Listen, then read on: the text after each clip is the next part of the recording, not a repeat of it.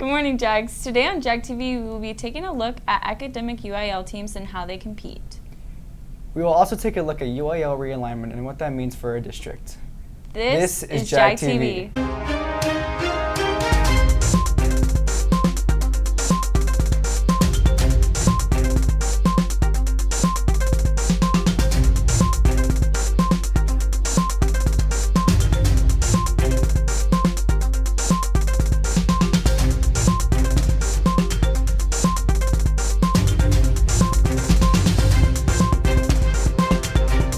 Studio 126 on campus. This is JAG TV. This Friday there is early dismissal, and President's Day is on Monday, February 17th, so there will be no school. On Tuesday, February 18th, there will be speaker tryouts for this year's graduation in the library from 4:15 to 5:30. The PA Spring Sports Meeting is on Wednesday, February 19th at 7 p.m. in the auditorium. PALS application deadline is on Friday the 21st to the main office. If you have any questions, please contact Ms. Elliott or Ms. Plumas. Competing in UIL isn't all about athletics. Many students find their competitive outlet in academic UIL. Adam, Hunter, and JT have more. If you think UIL is just athletics, you're wrong. During the second semester, it's time for the UIL academics teams to shine. UIL Academics is our academic testing and competitions. So we go out, we compete at high schools on different area subjects, different tests, just depending on what everybody's interested in. Like Ruhi said, we have business competitions, we have history, we have science, math. There's really something for everybody. UIL, like any other sport, has pre-district competitions beginning in December, allowing students to earn medals and trophies throughout their season, culminating in their district tournament in March. So for each event, it's a little bit different, but it's ranked 1st through 10th place. 1st through 3rd get trophies, 3rd through 6th get medals, and then the rest get ribbons. And the scoring system's kind of different, but normally you get points awarded for correct answers and points taken away for wrong answers. Senior Ariana Michaud is a member of the journalism academic team. So when I was in J1, Journalism 1, Miss Jewett was asking our class, she was like, oh yeah, who wants to be a part of the UIL team? You'll get out of school. And so I was like, yeah, sure. And so I was a part of the first meet my freshman year. And then I just kind of stuck with it as I stuck with the newspaper. And since the season isn't over, you can still join the team. Just look for one of these signs outside classroom doors for more information. From JAG TV, this is Joseph Taylor. It's Girl Scout cookie season, so Allie and Cameron talked to a senior Girl Scout to learn more about why selling cookies is so important. The Girl Scouts are selling cookies at school this season. Well, Girl Scouts helps you get a lot of scholarships for one because of all the projects and community service that we do, and then it also helps with business because we're supposed to keep track of, like, during December we have all these nuts and stuff we're supposed to sell, pretzels and things like that, and then now we sell cookies and we have to keep track of all the orders, which ones we haven't sold, which ones we have, which ones people have paid for, which ones people have not. And then it just helps me make a bunch of friends along the way, and a lot of different life skills like how to start a fire if you're in the wilderness, what to do when you're in the wilderness, how to camp, how to hunt and fish and make stuff. The customers are just as obsessed with the cookies as the Girl Scouts are. Usually every year, like my mom this year, she was like, no, we're not buying Girl Scout cookies because like we always go overboard. Like she once ate like an entire box of Girl Scout cookies in one day, but like I always buy them because they're like a part of my childhood kind of, and I love them. Yeah, the cookies, like it brings like nostalgia, like that childhood like glee, like I love these cookies so much, like yeah. Girl Scouts are about way more than just cookies. Obviously the cookies are a huge deal. It's like their main thing, it's their brand. But I definitely feel like if you were to look more into like what the Girl Scouts do, there's definitely more than just cute little girls and cookies. Awards in Girl Scouts don't get as much recognition as the Boy Scouts Eagle Award. We have a Gold Award, which is the exact same thing. I'm not sure if people realize how important the Gold Award is. It's the Eagle Scout Award, it's just Girl Scouts. Like with my troop, we're building a library at the CASA Center, and we're doing it as a troop, not necessarily as my personal Gold Award. Lauren Hughes sells cookies at the school for her younger sisters and Girl Scouts. Oh my goodness, obviously as their sister, I hope the whole world for them, but I hope they keep with it just because, and it's just an amazing thing to be involved with because they're, it's all inspiration and do the right thing and be good just because the world needs good. You can buy cookies around school and you can join Girl Scouts anytime. So it's never too late to join Girl Scouts, and there's so many opportunities. You can make so many friends, and there's so many different events to do and just have a great time. For JAG TV, this has been Ali Garcia and Cameron Gale. Next up is Nick Cavazos with another edition of Hey SA. In case you haven't been paying attention, here's what's happening in the Alamo City.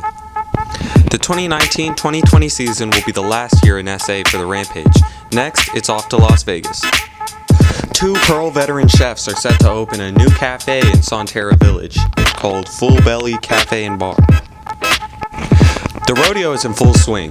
Till February 23rd, you can visit one of San Antonio's largest single events. That's all for this week, Jags. See you next time. Next, Nick Casanueva is here with JAG Sports.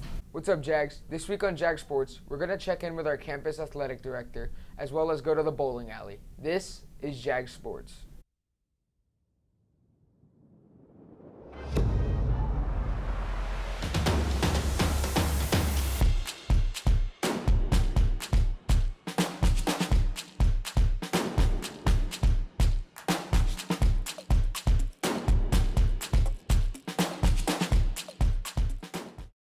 UIL realignment happened last week. Nick Cavazos went to get some more info on that.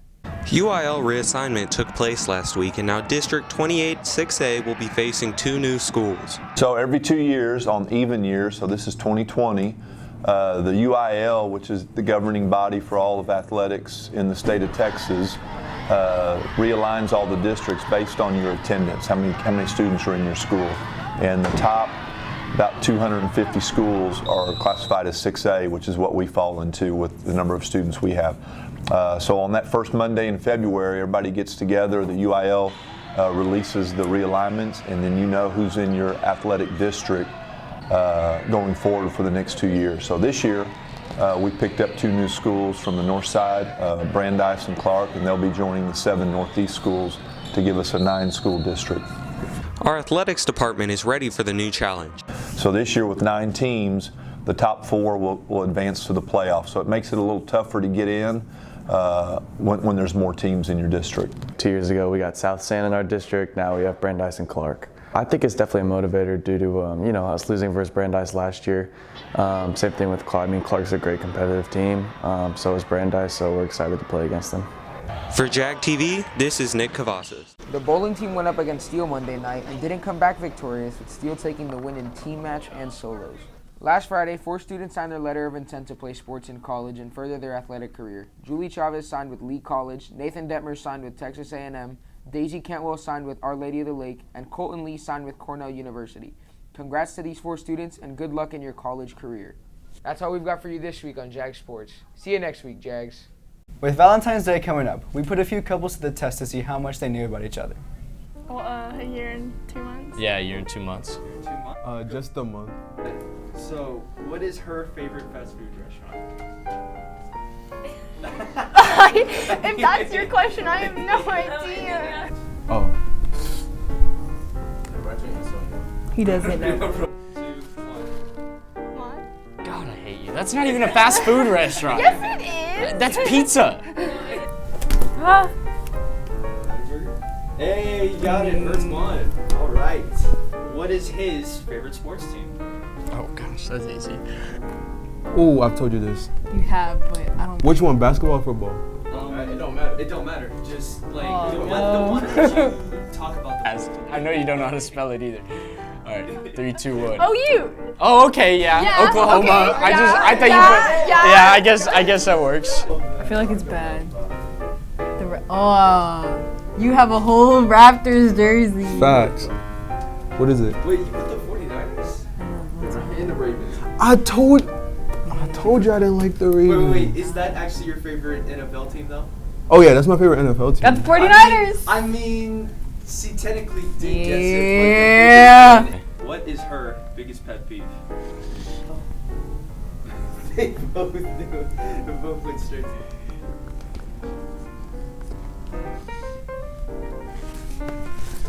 slow driver. Me driving. Yes. Hey, you got it. All right. If he could travel anywhere, where would he go?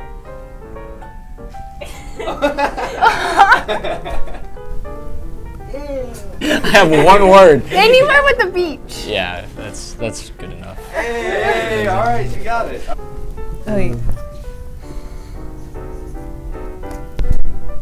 Oh, you got it. You got it. Nice. France is pretty general. I mean, technically, he did get it, though. Yeah. I'll let that one slide. That's all for this week, Jags. I'm Katie Peters. And I'm Eduardo Meso. We're taking next week off, but we will see you back here on February 26th for another episode of JAG TV. See you next time, Jags.